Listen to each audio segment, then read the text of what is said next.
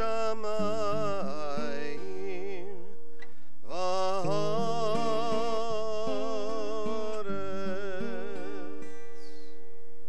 al yiten lamot raglecha al yanum shomarecha hine lo yanum velo ishan shomer Yisrael esanai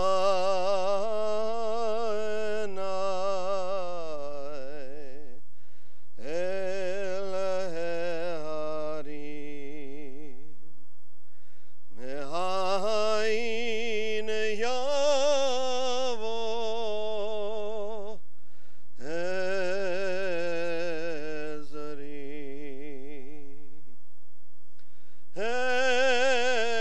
Ezri me'im Adonai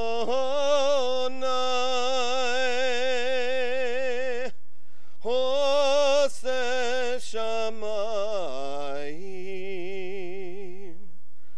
va'aretz.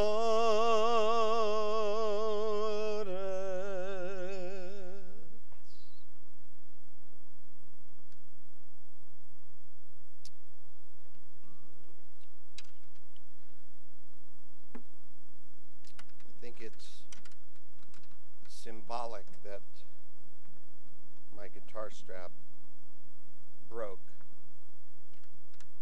at the beginning of that psalm.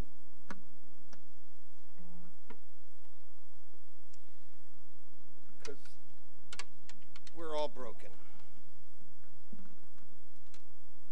None of us should be here today.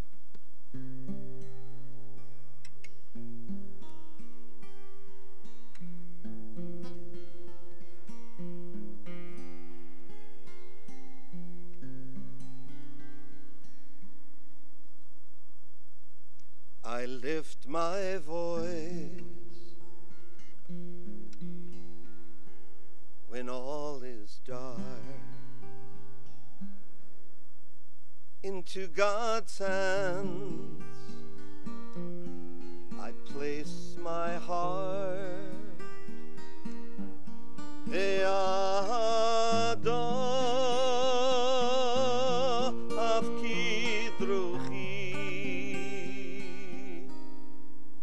I'm not afraid.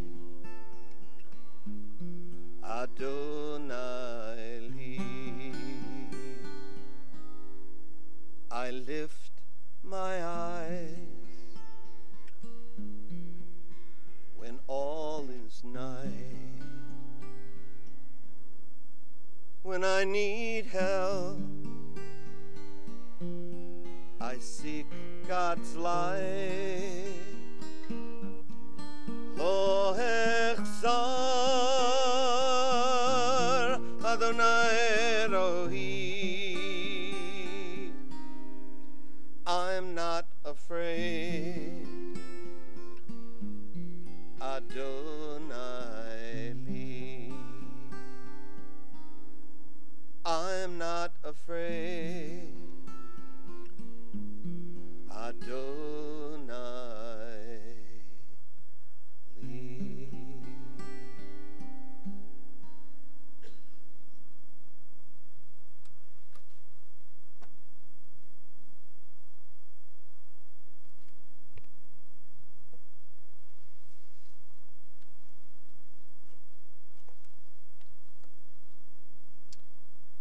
To the living,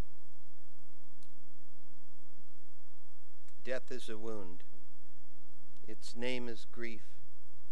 Its companion, loneliness.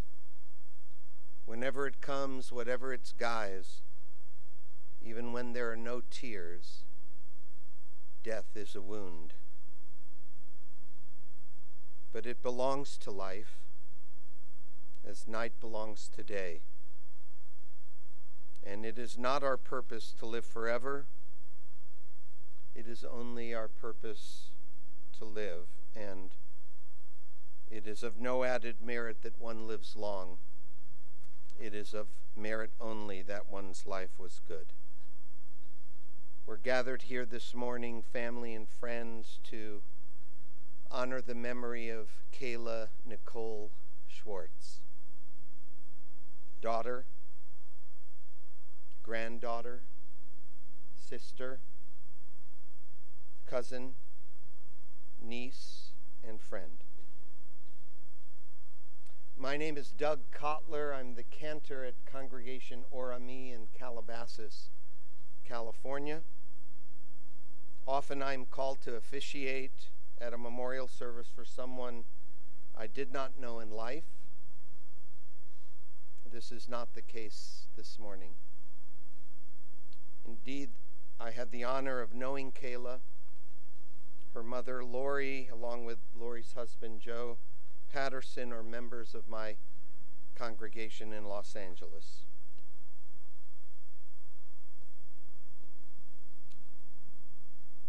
And we're all a long way from home this morning. We're all lost. We're all aware that tragically there is so much left unfinished with Kayla's unexpected, sudden, and tragic death. We will miss the love she would have shared with her beautiful family.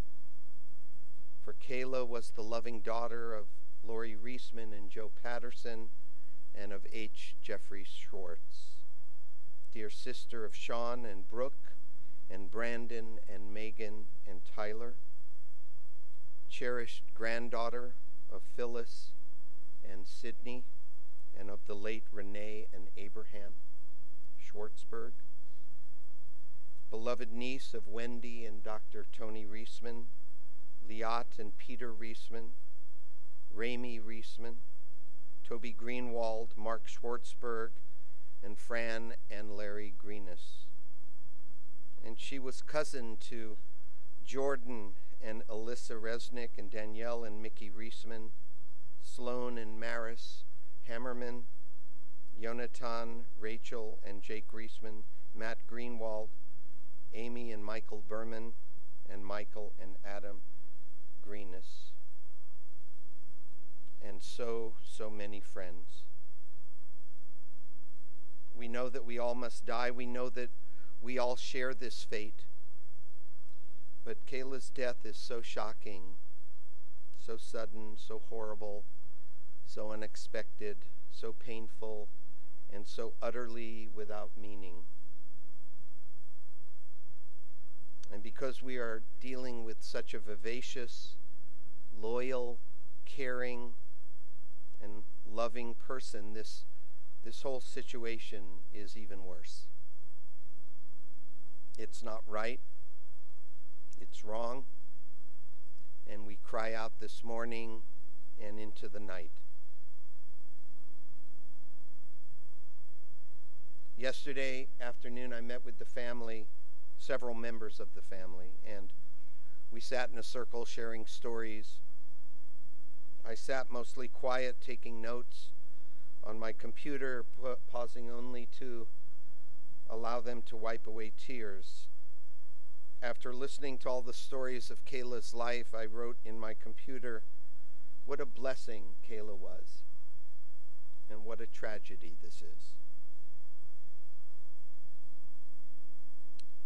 I wish I could describe the love and respect and adoration that was expressed that afternoon, and the profound and heart-wrenching sorrow, but I think most of you here know what I'm talking about.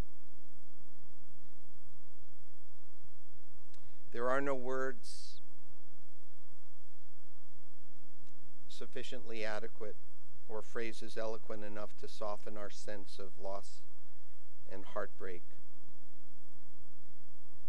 There is so much that now will not be, and there are so many things that will occur without Kayla.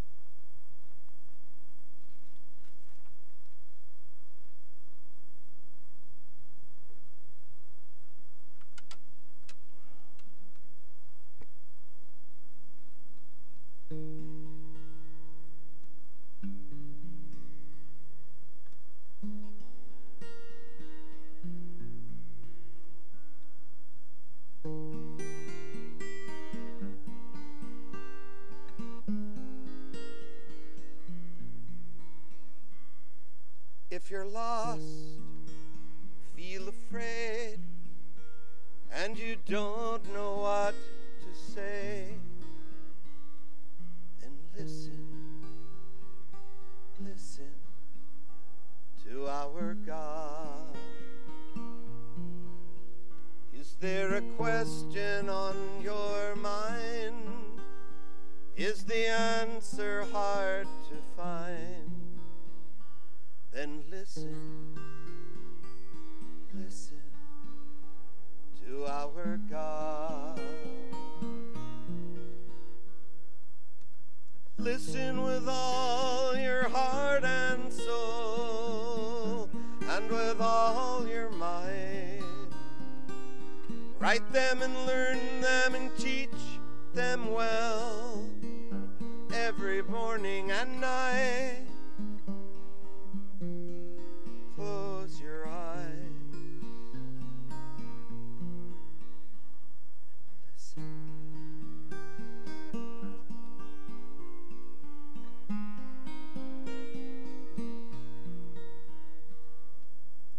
Quiet yourself, there's nothing to say. Stop all the chatter that gets in the way. Listen, listen to our God. When the wind and the thunder finally disappear, there's still a voice that you will hear if you listen, listen to our God. You can hear it from the top of the highest hill, from the valley below. It can come from the edge of the universe. It can come from within your soul. Close your eyes and listen.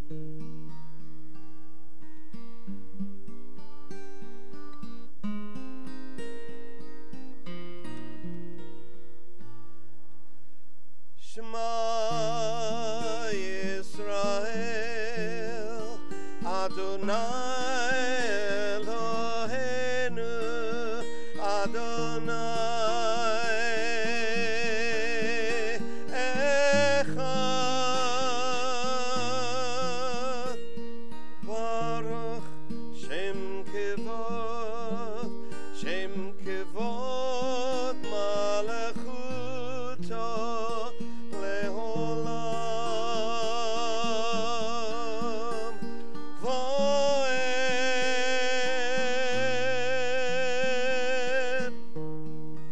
Listen to our God. Listen, listen to our God.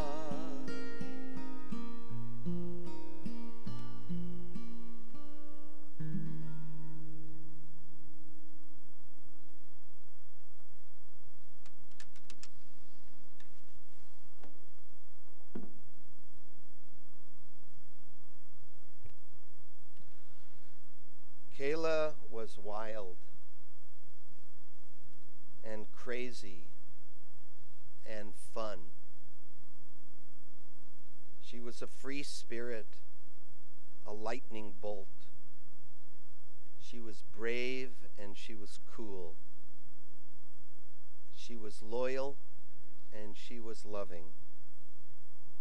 She danced to her own drum and unapologetically followed her own dream.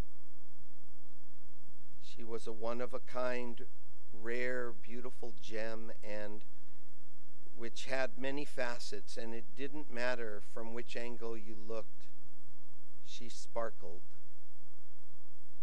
She was a graduate of Orange High School and Sierra Nevada College, and most recently was the special events manager at the Devil's Thumb Ranch Resort in Winter Park, Colorado.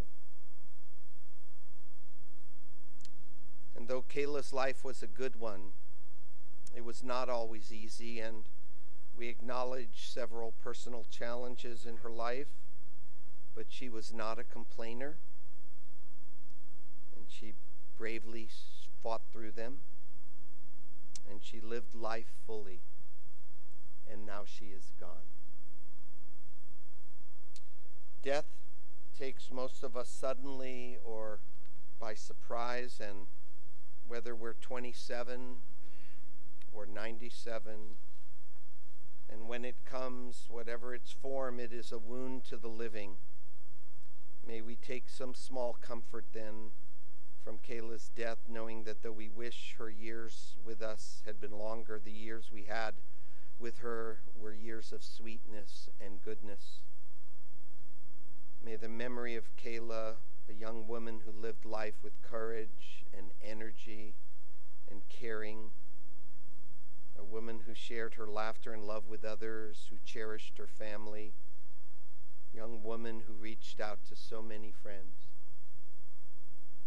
May her memory, may the memory of Kayla be a blessing to all who knew and loved her. I'm going to call up a number of family members and friends, relatives, to say a few words. We'd like to begin with her father, Jeffrey Schwartz.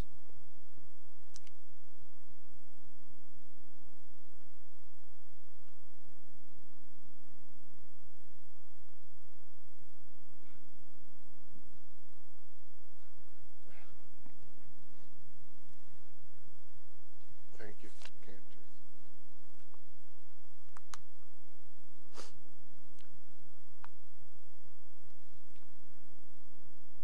And Sean, Brooke, and Brandon, I love you above all. Kayla's birth, the crowning of her head, my heart grew. She was in my heart and soul. She was such an astonishing beauty, especially as a baby toddler. Many of you have seen those photos from back then. Born in '89, and she was always beautiful. But it's just astonishing to me that I could have a daughter as beautiful as Kayla, and then as beautiful as Brooke. That's a miracle.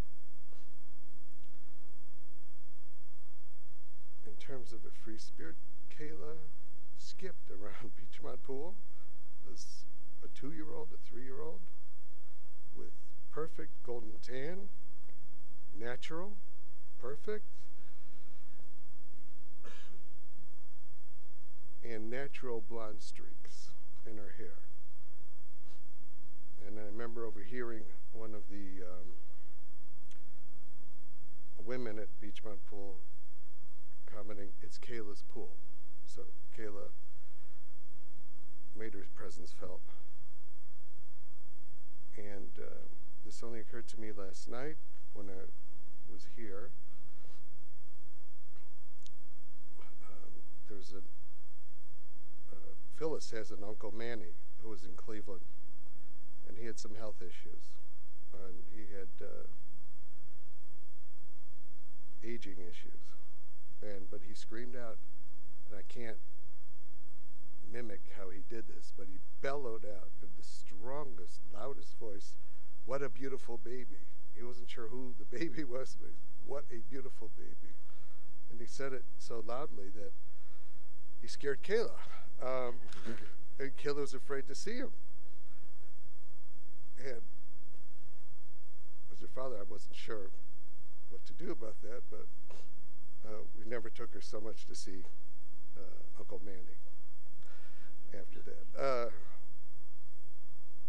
But Lori and Phyllis did the right thing, and they visited him a lot, very, very often. Kayla, and this may come as a shock to some of you, in her character formation was very keen on avoiding conflict. As a toddler and little girl, whenever she thought she did something wrong, this is in the house, she preempted any sort of parental reprimand by simply walking upstairs to her bedroom. But before you could say anything, she went to her bedroom. She was like, I know, and she just went. So she was pretty easy to parent.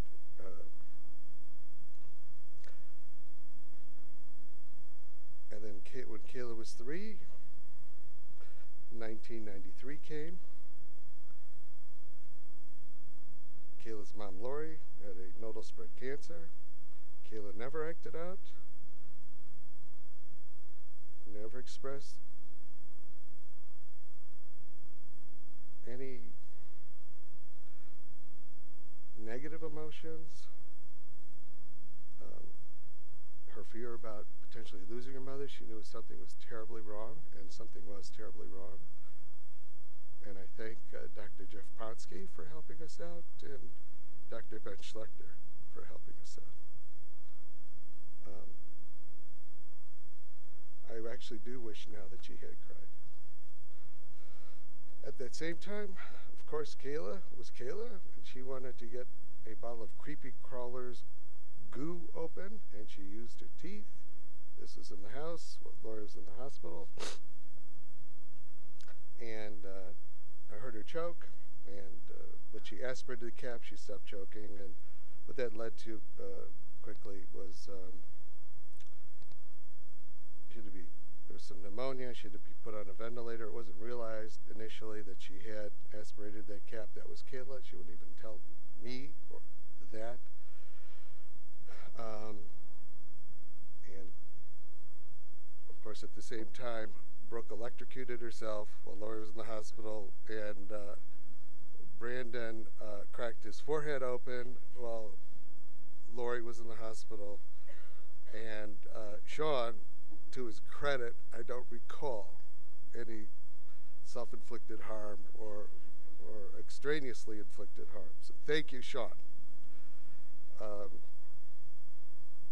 So Lori had her major surgery on May 4th, 2003, and shortly thereafter, this is at Mount Sinai. Thank you, Dr. Jeffrey Ponsky and Dr. Ben Schlechter for saving Kayla's mother.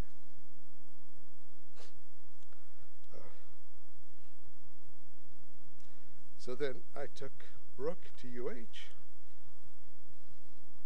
not because I was a compulsive consumer of Cleveland healthcare services, and she was going to have a outpatient procedure to address what was in her lung. There was a warning that she might have to have part of her lung removed. This was a big problem. I advised Lori as I had to, and I have to thank Phyllis and Peter Reisman on Kayla's behalf, because when the IV was initially going to go in for Kayla, the nurse kept missing, and this is Kayla's bravery. Kayla never flinched, she never cried, and the nurse kept missing the vein. As her father, overwhelmed with everything, all these problems in the family, none of our own making, of course, I began to black out, and Peter made sure I stayed upright, which I appreciate. What eventually happened was that the outpatient procedure didn't work. We were told that Kayla needed to be admitted to the hospital, and she would have surgery under general anesthesia the next day. I reached out to Dr. Daroff, and he got us a room immediately. Admitted first on the surgery list. So we slept together there that night for early in the morning. I carried Kayla down the elevator onto the operating room table, tears streaking down my cheeks. This little angel. I didn't know what the outcome was going to be. I had to arrange for Lori with her mother to get in an ambulance at Mount Sinai Hospital to come over to UH, because this is starting to look serious. We were first up in the morning. Surgery, no problem. Cap removed. Lori went back to her hospital room in an ambulance to Mount Sinai. Kayla didn't kick Lori in the recovery room or critical unit over at UH, Rainbow. And then it was Kayla and I went to a room in Rainbow, and with a 3-year-old child, they instantaneously recover. So Kayla wanted to have fun. We drank up the apple juice, the crackers, whatever they had in that pantry. And I said, Kayla, anything in the world, what do you want? She said she wanted Eeyore. I wasn't sure what Eeyore was. Like Winnie the Pooh character in a shampoo bottle. So anything in the world. I mean, this is innocence. Eeyore. Okay. Johnson's & Johnson's baby shampoo. So, okay, Kayla, I'll get you. You bet. And then, of course, I got it for her later that day. And then she didn't want it. So that's life.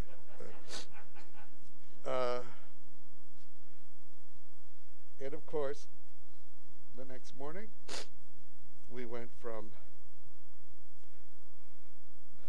UH to Lori's room at Mount Sinai.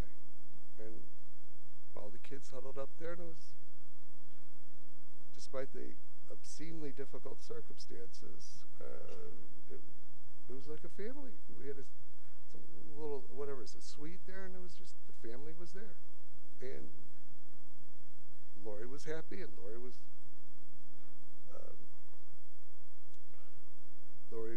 I was advised that Lori had a high risk of not making it, but the kids have to have a mother, and Lori was brave, the kids were brave, other than all these injuries, and it worked out, and the kids have a mother. So, and Kayla was amazing. The term amazing is overused. Kayla was brave. She was too brave.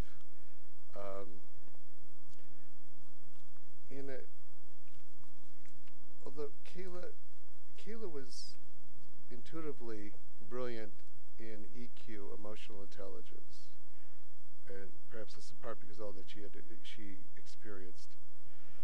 She viscerally despised emotional abuse and was drawn to emotional kindness, caring, and warmth. Kayla wanted to love and be loved. That's all she wanted. Those were her values. That's really where the driver were until her last breath, her drivers. She wanted safe space where she could love and be loved. She disliked bullies and bullying and martinets. And she would call me, or we would talk. When she was an adult living in Colorado, she would call me asking me advice on whether she should regard to this sort of issue. And I was thinking about John Wayne. I said, Kayla, you're a big girl, pick your own company. And she did.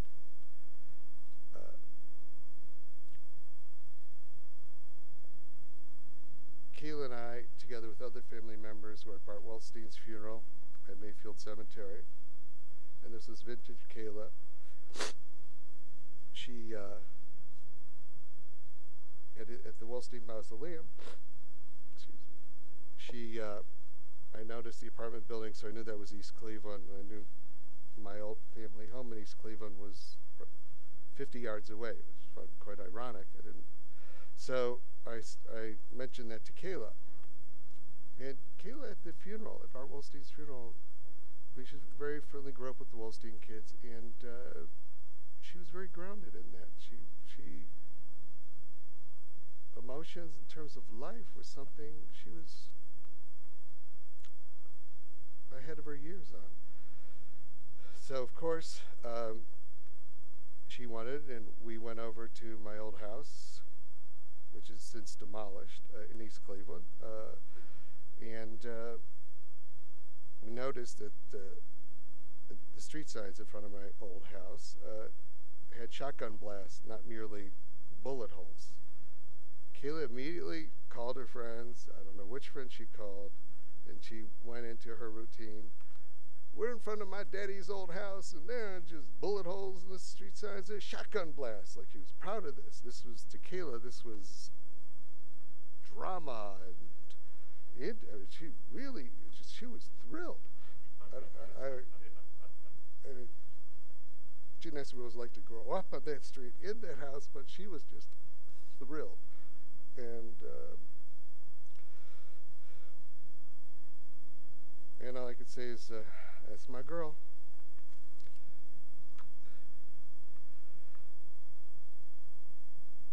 At the private viewing last night,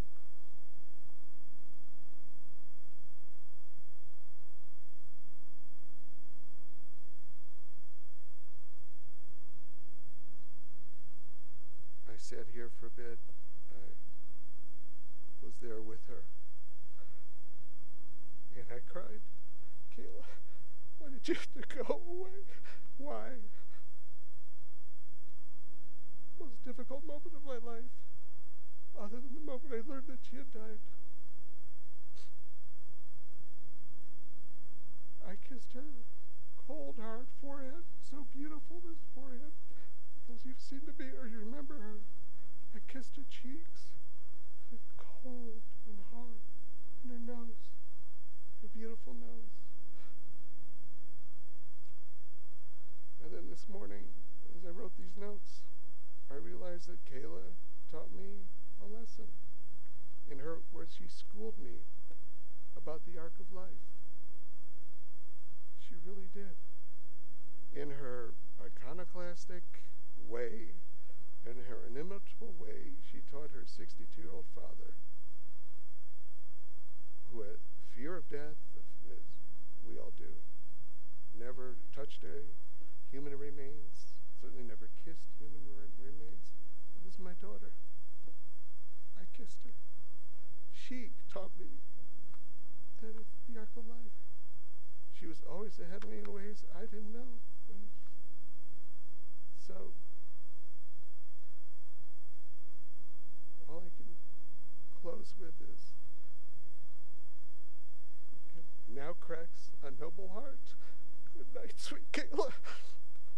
Princess Kayla, and may flights of angels and your mother's voice here sing thee to thy rest. Excuse me.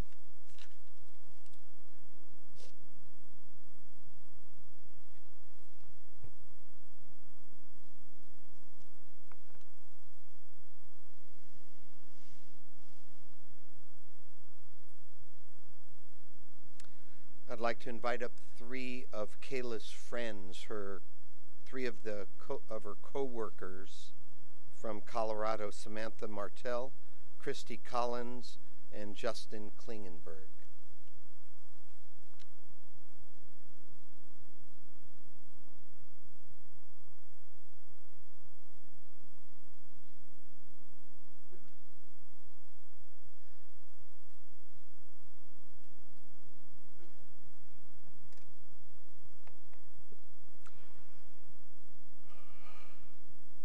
Kayla, our outspoken cheerleader, our fire and passion, our sense of humor and light in every situation.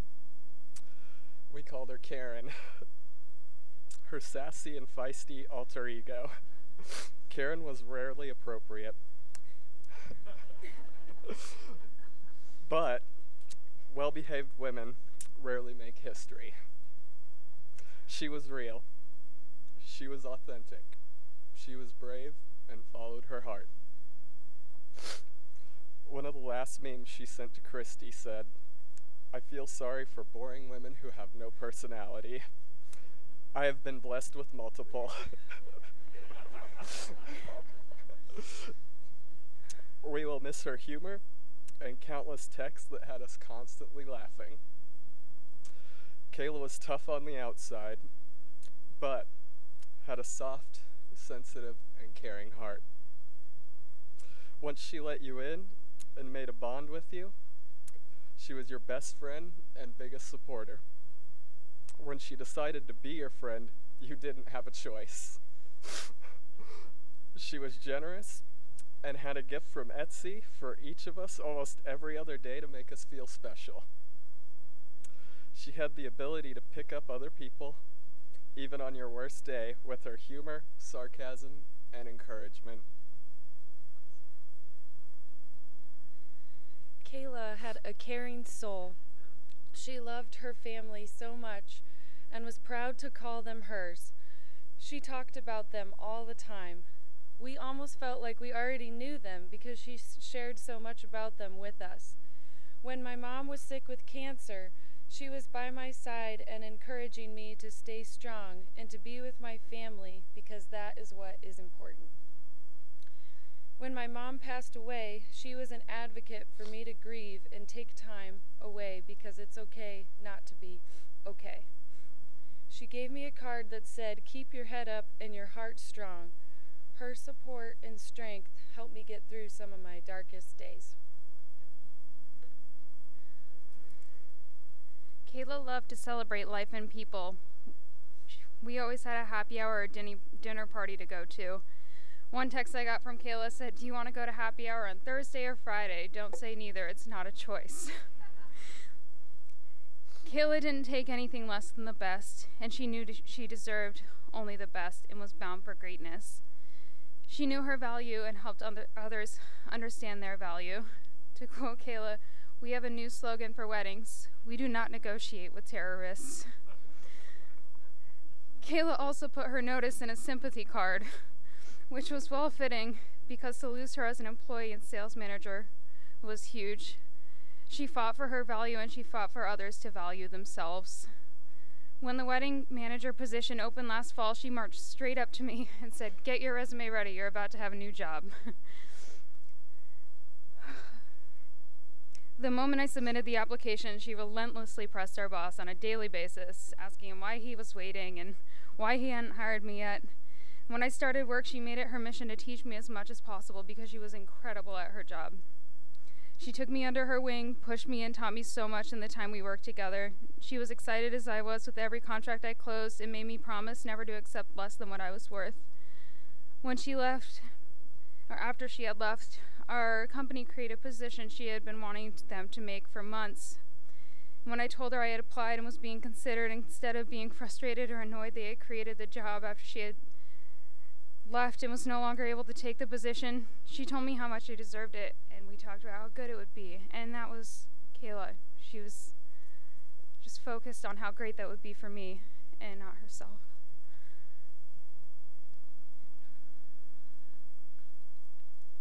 A few days after Kayla had passed away, Trevor, myself, and his mother went to lunch. We said Kayla was with us and we were not going to speak about her in the past tense. We sat down to the table, and as we started to look over the menus, the hostess said, "Your server today will be Kayla." We all looked at each other and started bawling. We knew she was with us. Kayla sent me a text with a quote and said, "I'm a cheese ball. I love this kind of stuff." The quote said, "Going back isn't an option, but going forward is inevitable. The future is bright and yours for the taking. We will carry you, Kayla. We will carry you in our hearts forever."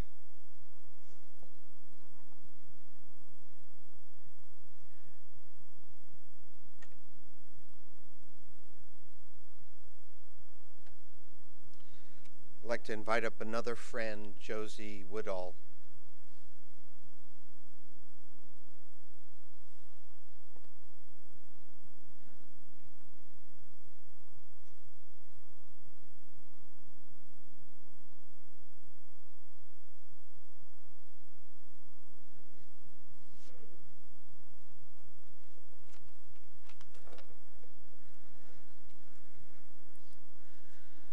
I read of a man who stood to speak at the funeral of a friend.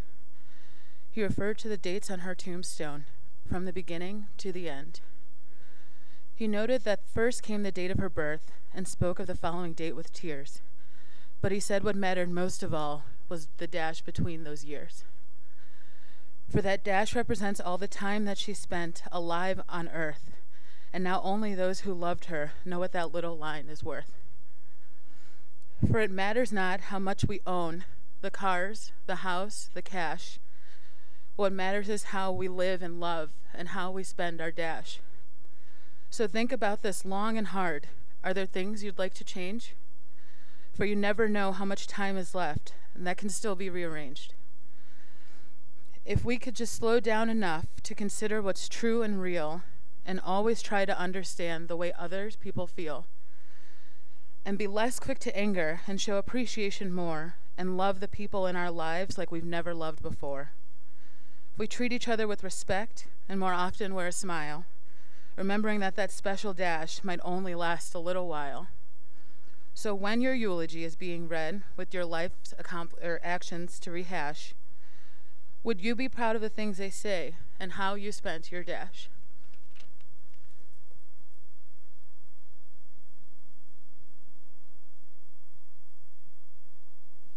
Thank you. I'd like to call up two of Kayla's siblings, Brandon and Sean, to come up.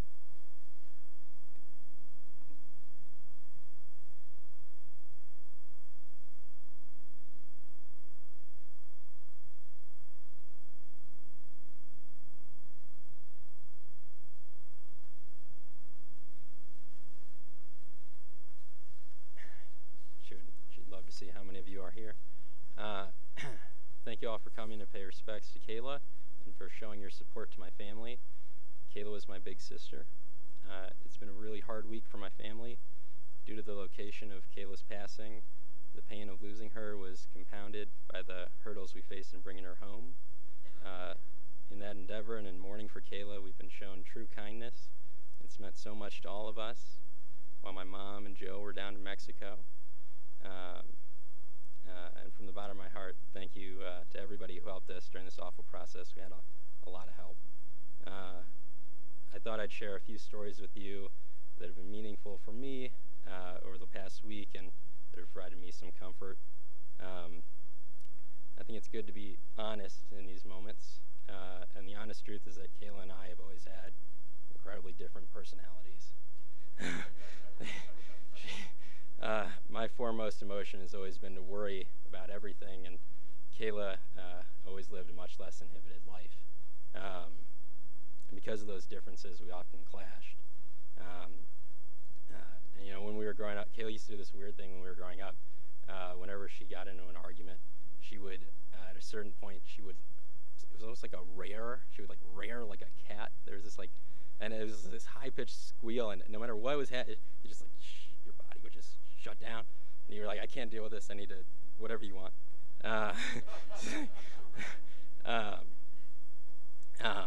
But so, by way of an example of sort of clashing, during my freshman year of high school, Kayla used to drive her friend Carlin Marg, who's probably somewhere, and Brooke, our sister, and I to school every day. She spared us from having to take the bus. So I'd sit in the back of her Hyundai Tucson, and she'd be listening to some god-awful music at just like a ridiculously high volume for any time of the day, but especially 7:30 in the morning. And I used to say, Kayla, you got to turn this down, and you know we're gonna go deaf. You're gonna lose hearing. And she would take the dial and she would just turn it clockwise, which is up, and you know, and all the way up, and the thing would say max on it, and that was just sort of the way she was. You know, despite those clashes and the differences between us, there were important moments in my life where I needed Kayla, and where she was there for me as a big sister. That same year of high school, where she tormented me with the car radio, she also took great care of me in other ways. So this is 2006. I was the only freshman assigned to a certain period of lunch in Orange High School, and I looked like I was 10 years old. And I didn't know anybody in that lunch period, so it was one of the more intimidating experiences of my life. there was one day where the seniors, who were fairly tame, they came and they were pointing to people and making underclassmen stand on the desks and or on the tables and like sing. And one of them looks at me and he points at me, and another one swoops in and goes, not him, not that one. That's Kayla's little brother. That's little Schwartz. So she spared me of that pain, the further pain of high school. But beyond saving me from that embarrassment, Kayla happened to be in that same lunch period. And again, I didn't know anybody in that lunch period. And so she let me sit with her and her friends for about 2 months until I could meet people who were about a year older than me, and they sort of welcomed me into the table. But so when it really mattered, and even though we had those differences, Kayla was there for me, and she let me be the annoying little brother sitting with her at lunch. Kayla taught me many things growing up. At times, she led by example. At other times, she inadvertently taught me what not to do, again, by her own example. But the conception of time and aging is an interesting thing, and little kids don't have it. So one of my earliest memories is in the mid to late 90s. I was in the basement with Kayla and her friend Hannah Grodell, and this is on Settlers Lane in our house there. And I wanted to play with whatever they were playing with, or I wanted to play with them, and Kayla said, you can't, you're not allowed. And I said, why? I want to play. And she said, because I'm older than you. You need to listen to me because I'm older than you. And so I looked at her, and I said, yeah, but one day I'll be older than you. And Kayla looked at me and said, that's not how it works. I was very young. I am very young. And it makes me very, very sad that that's how it's going to work. Kayla, in a very few short years, I will be older than Kayla was, and that makes me very, very, very sad. And this is a very, very sad and unfortunate situation. But life is about choices, and one might react, and I might even be naturally predisposed to that type of thinking of that you close yourself off and you become overly cautious and you shun risk and danger. But in the days after her death, the quote kept coming to my mind, which sort of led me to reject that path and to choose a different way. Oliver Wendell Holmes was a Supreme Court justice, and he was a veteran of the Civil War. And in 1884, he gave a speech on Memorial Day. Why do we keep up Memorial Day? And one of the lines in it, he talks about why soldiers go off to war. He said, I think that as life is action and passion, it is required of a man that he should share the passion and action of his time at peril of being judged not to have lived. Kayla's life was short, but it was also full of action and passion. And I think we would all do well to dedicate ourselves to continuing to live in an active and passionate manner. Anything less would be an injustice to her memory. May her memory be for a blessing.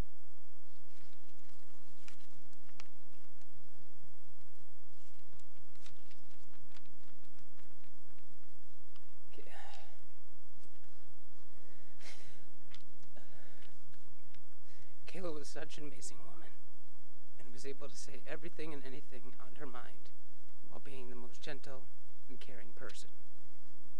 She would always say, Sean, there's just no time for negativity. If someone's mean-spirit, Felicia, bye.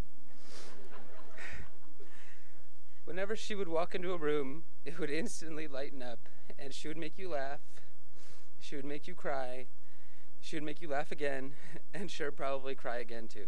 All in the 3 minutes that she stayed sitting down in one place. Usually our conversations would be pretty quick. A few times a week, she'd call me or I'd call her outside of our daily texting and meme sending to each other. Whenever she called me, I knew what I was getting into. There'd be a very loud, hello, what up? She would then talk for a few minutes, which now seems like only a few seconds. And then I'd hear, I really gotta go, bye. And then click. Not really enough time for me to get mad, like, hey, you called me. But I knew we would just talk again tomorrow. This past week, reading some of the Facebook posts from her friends has made me realize that she probably had some similar and very quick conversations with all of you each day, because how else could she touch so many of us as often as she did? Sorry. Now I realize why she begged me for ages to get back to an unlimited plan on the cell phones. I finally did it last month, and she managed to use about 20 gigs of data herself. She had nothing but love for her friends and always gave every relationship 110%. She would do anything for everybody and ask for nothing in return. She did her own thing for sure and really didn't care if you didn't agree or didn't like it. She was a free spirit. She was at home and she was at peace, living in the mountains of Colorado, surrounded by the beautiful scenery and all of her friends, who she considered family. We all lost a very big part of our lives today, and heaven is also about to be out of champagne. Thanks to Kayla and the humongous party she's having with all of our other loved ones who are no longer with us.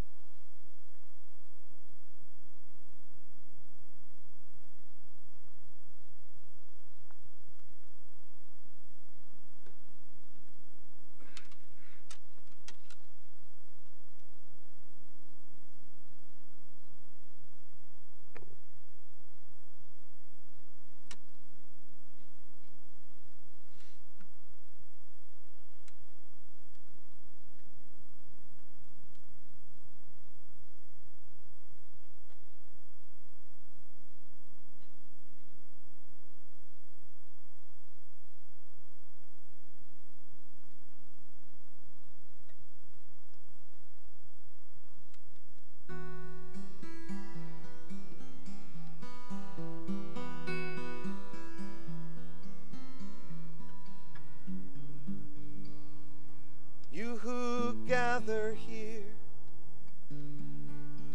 crying silent tears, because you cannot talk to me. You can remember I am here though I am gone, dust to dust, life goes on.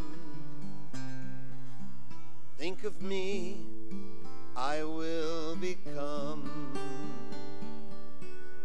a rose in December. In your heart and in your sight, I am eternal light. Hold the torch against the night, and you will remember. In the flame are many sparks, touching lives beyond the dark. By my deeds I've left my mark, a rose in December. If you remember, I'll be a rose. If you remember, I'll be a rose that blooms in December.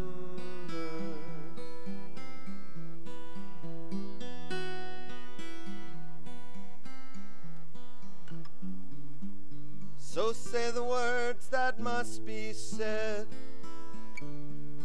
Pray for beloved dead. And as our precious tears are shed, we shall remember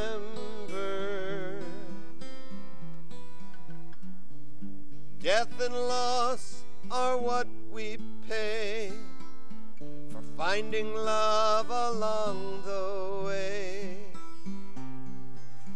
A gift forever, sweet bouquet. A rose in December.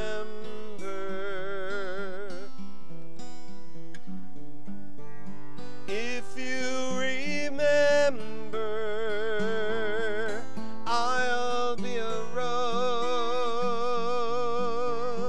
If you remember, I'll be a rose. If you remember, I'll be a rose.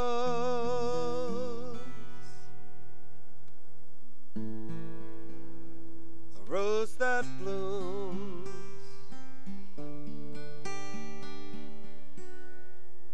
in December.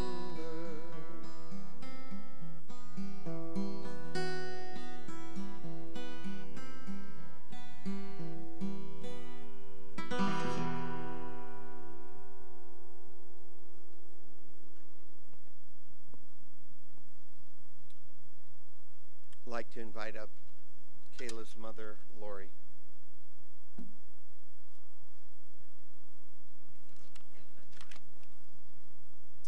And her husband, Joe Patterson.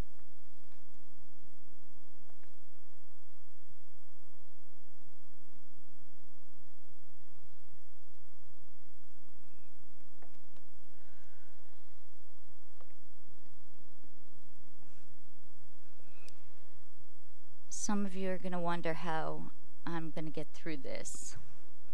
And I'll tell you, it's because if Kayla were here, she'd hit me and say, "What the blank's wrong with you?" Snap out of it. So, we're going to get through this. I used to tell her when she was bad that I brought her in and I could take her out. So, here we go. Obviously, as you all know, Kayla was a free spirit who walked to the beat of her own drum. She was strong, opinionated, and well, she didn't take blank from anyone. She was a special soul. She blew into a room like a tornado. And she had this crazy laugh. It was this laugh I'd never heard before. It was so different that you'd think it was an affectation. There was nothing fake about it. It was Kayla, it was real. It was her. Mom and Dad, what wouldn't you do for her, Kayla? I can't think of a thing. She had a nickname for you, Mom.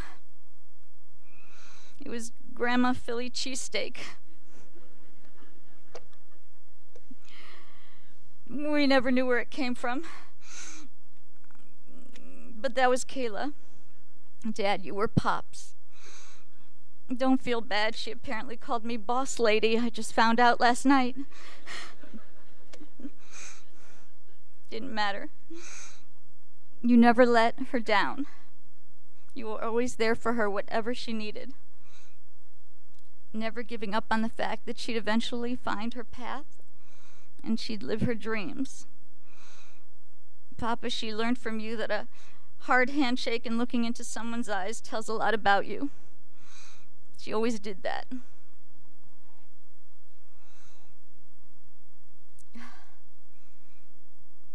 She was bright. She was street smart. At 2 years old, she ambled over to my friend Georgette, grabbed her calculator, and said, "My calculator." And we just laughed, and Georgette said, "Did she just say calculator?" It was such a big word for a little girl, and she must have gotten that from her father. Kayla always said, "Time with my father did wonders for me." When Kayla was about 4, She walked into the Beachmont snack shop and ordered ice cream for all the camp friends. Every one of them. She did it with such conviction, and she knew how to sign our number, so they actually let her do it. She got that conviction from you, Dad. I'll never forget the note Mrs. Forsh, the camp director, wrote about Kayla. It read, "Dear Mrs. Schwartz, please tell Kayla not to put pebbles up her nose." We got them out, but Kayla said that you told her she could do it. I didn't. I always dressed her impeccably in these outfits with matching leggings, frilly socks, matching headbands. In minutes, she looked like a disheveled, hot mess who hadn't had her hair combed in weeks. My friend Leslie, she called me one day and she said, "People are going to start to talk. You need to comb her hair." I said, "Oh my God, I comb her hair all the time, but it's Kayla. She plays so hard. She's just a mess right away." That was Kayla. Candy, she called me Lori. She called you Ma. And Ben, she's when Kayla met Yara. They met in preschool, and it was like they were twins. They were these two crazy peas in a pod. Any minute now, I expect God to throw them back and just say, "I've had enough. You take them back." Once at nap time, Kayla got a hold of a pair of scissors. She and Yara quietly cut her leggings to shreds. And they walked up to the teacher, Yara holding the scissors because Kayla was no dummy. Kayla said, "Look what these scissors did. They're in really big trouble." Then Yara chimed in, "Really big trouble." When they were in preschool, the preschool organized a pretend flight to Israel. Kayla turned to Candy, who was volunteering that day, and said, "Ma, where's first class? I'm going to sit in first class." And I don't know where she got that from, probably from her grandma, who said that that was the only way to fly. She also learned from you that money does not buy class or happiness. When the twins came along, she loved them and played with them, like for about a week. Brooke and Brandon, I'm sorry, but she was only 2.5 years old herself. So one day she turned to me and said, "It's okay, Mommy, we can take them back now." There was no return policy. So after a few years, she realized that she was stuck with you. And then she decided to love you both with all of her heart and soul. She could mess with both of you, but no one else could. And it would stay that way. Most older siblings don't even like dragging their young siblings around with them every place, but Kayla loved it, and she dragged you everywhere, even when Brandon never wanted to go. She took them anyway. Whether it was a party or snowboarding, Kayla always wanted to make sure they were doing something exciting. But then she was always really protective and wanted to keep them safe. Before Brooke even got to high school, she was known as Little Schwartz because of Kayla's over-the-top reputation there. Wasn't good. The two of them did everything together and shared a special bond that could never be replaced. Brandon, too. She loved you so, so much. All the car rides where she used to torture you. The jokes about you being Jason Bourne and your Jason Bourne mentality. And boy, did she underestimate how handy it would come in to have Jason Bourne on her team when we had to get her home. Those 4 horrific days, you worked tirelessly. From D.C. on the phone every day with every diplomat, every agency you had connections to. You cut through all the red tape for us. And in the end, you pulled off this crazy covert operation that allowed us to smuggle her in across a closed border crossing. There's no way for us to thank you. Your successful efforts at bringing your sister home. It was truly your finest hour ever, and it will always be your finest hour. Sean, we all know you were just it for Kayla. You were her big brother, her father, her mother, her accountant, her lawyer. her gatekeeper, really. If anything was up in Kayla's life, her answer to everyone was, I don't know, call Sean. No matter what she needed, you were always there for her, and she could always count on you. If we're being totally honest here, Sean was the only one she was ever afraid of disappointing. But we know that she never could really disappoint you because of how much you loved her. Uncle Tony, Kayla used to call me after your very long phone calls together, and then she would say, who'd have ever thought that Tony would be the cool uncle? I know she'd tell you that too if she were here.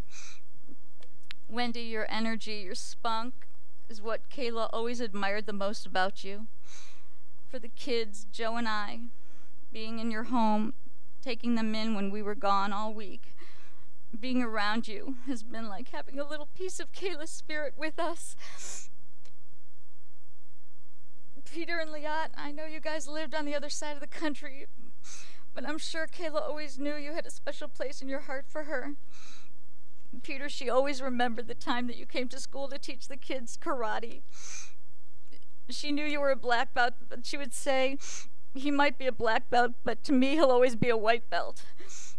I don't know what it meant. Jordan and Alyssa, you were like a brother and a sister to Kayla. Together with Mickey, Danielle, Maris, and Sloan, you were her cohort cousins in crime. She was always the leader. She was always getting you in trouble. She loved you all. Jonathan, Rachel, Jake. She wasn't crazy about kids, but she was crazy about you, and she couldn't wait for you guys to grow up. Fran, Larry, Adam, Michael. She loved you all so much. Our trip to Mexico together, that was her favorite. Ben and Kevin, you were her brothers from another mother. Fallon was her sister from another mister. Ryan and Morgan, you were always family. And of course, growing up, she had a whole posse of other people who were her family. She had the Hendricksons, the Roths, the Kings, the Wolsteins, the Riches, the Arnsteins, the Mansells, the Lurries, the Schlechters, and the Ponskys. Oh, the Ponskys. Jeff and Lee, I can never repay you for giving me more years with my Kayla. She used to say I could never die on her because she needed me, probably to do her homework. But it was the opposite. She couldn't die on me.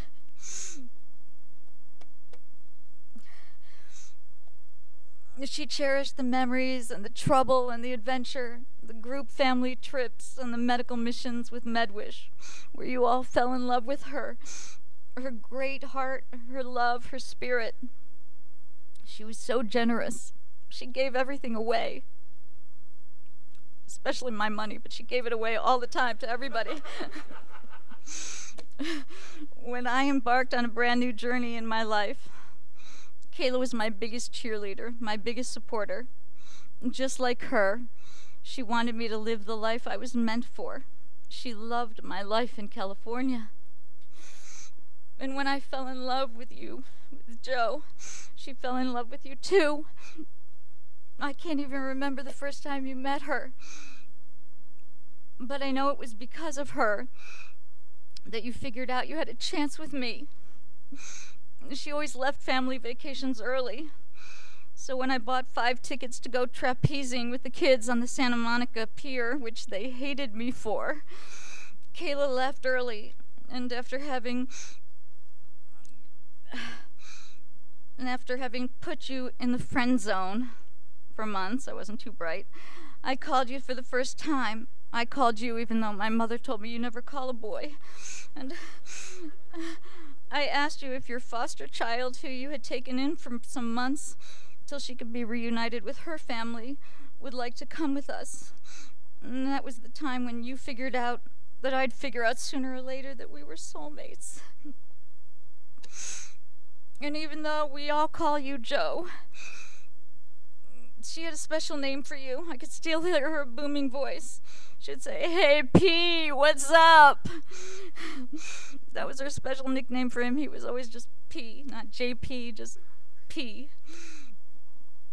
Tyler and Megan, she was so excited to have you, to have a new brother and sister. She always thought of us as the Brady Bunch. 3 boys, 3 girls. She loved you all. Tyler, you were her fellow rebel. She had an immediate connection with you. The 2 of you are so similar, more even than the siblings that she grew up with, who always thought that she was like an alien from outer space. You understood her. She understood you. And Brooke, even though you always seemed so different than each other, I think you realized how similar you are. And she really was just like you. And just with one look, you guys would know exactly what the other was thinking. You didn't even have to say a thing. Meg, I know how much it meant to Kayla to have you visit her in Colorado. She was the one who took you to your first Fish and Grateful Dead concerts. She was protective over both of you in a way that only family is, only family can be. You will always be her family. I have never seen Kayla happier than she was the last few years in Colorado. She had a fantastic job at the Devil's Thumb Ranch. She was their top producer in wedding planning. She liked to call me and tell me, these people have been arguing for 45 minutes over the colors of the napkins. And it's taking everything I can not to say you guys should just not get married.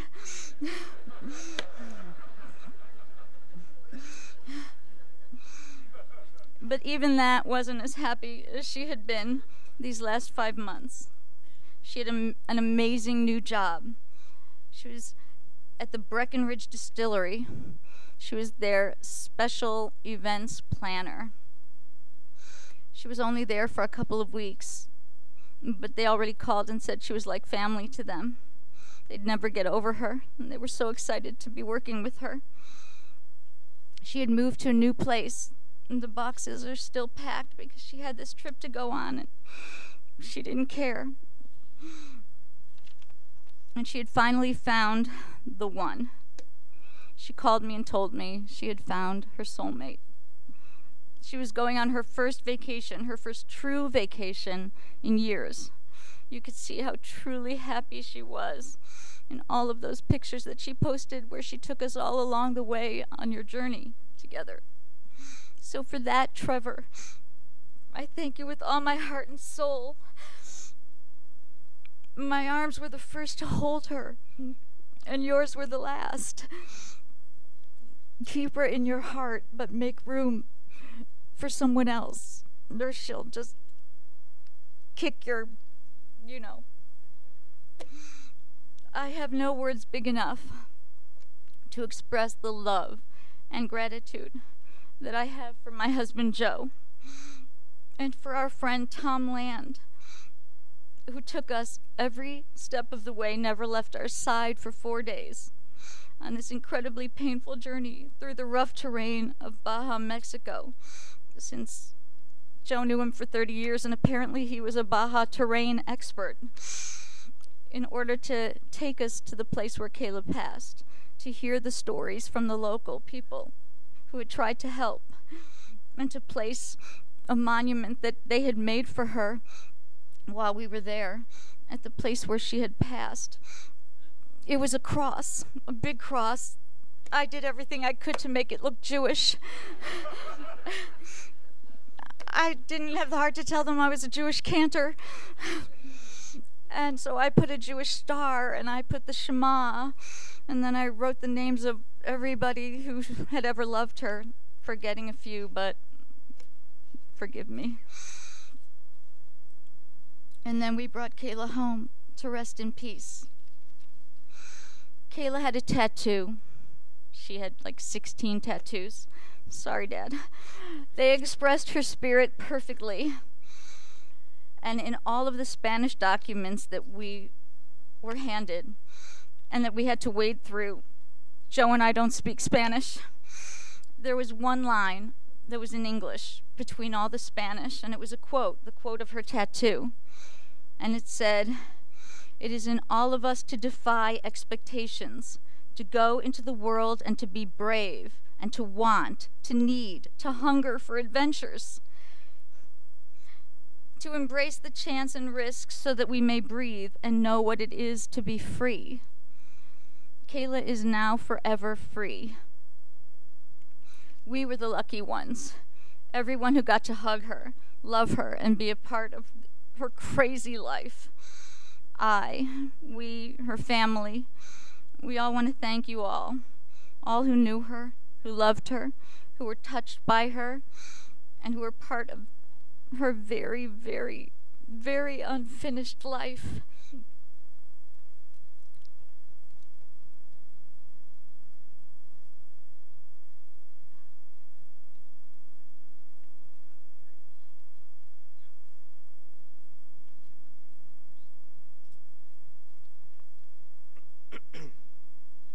In a moment, we will conclude this part of our memorial with the singing of El Mole Rachamim, the chanting. In a moment, I'll ask you to rise if you're able.